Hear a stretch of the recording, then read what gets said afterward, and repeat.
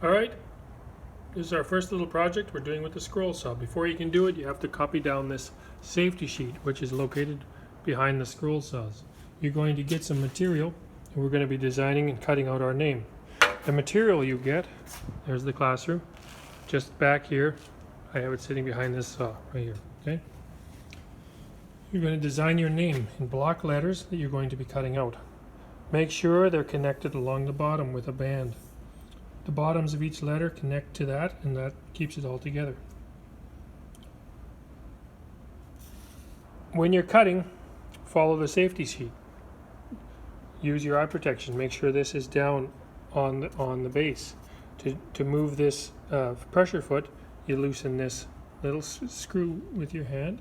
If you can't get it with your hand, look around. There's usually a little tool like this that's made to fit right over top. You can loosen that, and this moves up and down. You want the pressure foot resting on your piece of material to keep it from shaking. To cut, you turn on the machine. Okay. Turn on the machine, and then you're able to slowly push in and follow the line. If you notice there's a lot of sawdust building up, check that the hose is connected right there, and it's blowing air on your cut line. You can turn corners with the scroll saw. Just have to rotate your piece and continue cutting.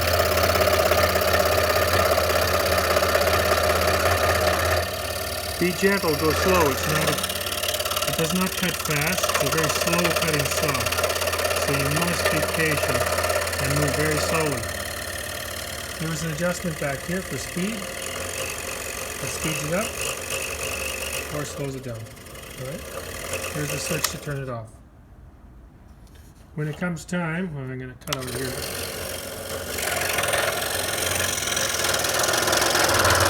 When it comes time to cut out the end like this, be sure your finger is not in the way. There's always a little piece of wood like this attached to each of the saws that you can push with. Now if I had two hands I could have done that better. You want to push through with a piece of wood like this so that your finger doesn't get cut.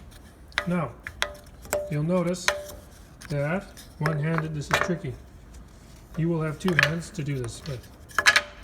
Now, in the centers, to cut this part out, that can be a challenge. You don't want to cut from the outside. You want to get inside of there. What you have to do is drill a hole. Over here, I usually have a drill. You drill a hole in there. Alright. Using two hands will keep it from flipping around. Alright, you have a hole drilled. Now we're going to insert that into here. To do that, we need to take the tension off. This is the tension lever. Push the tension over.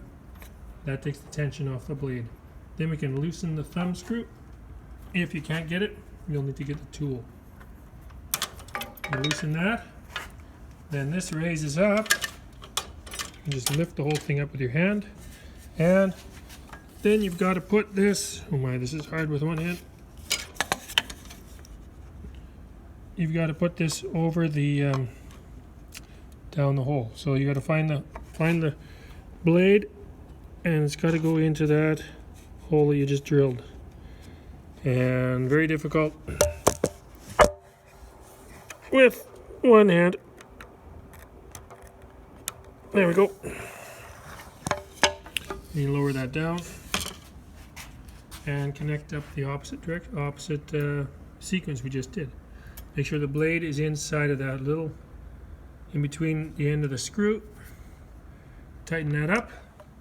Put the tension on again. Something didn't work there. Pressure foot is too tight.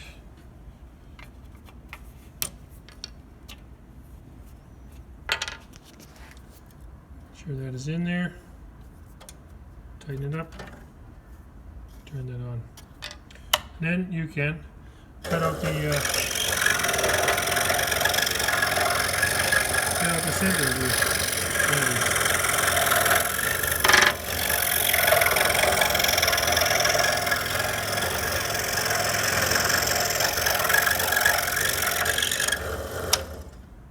get that out, you just do the opposite.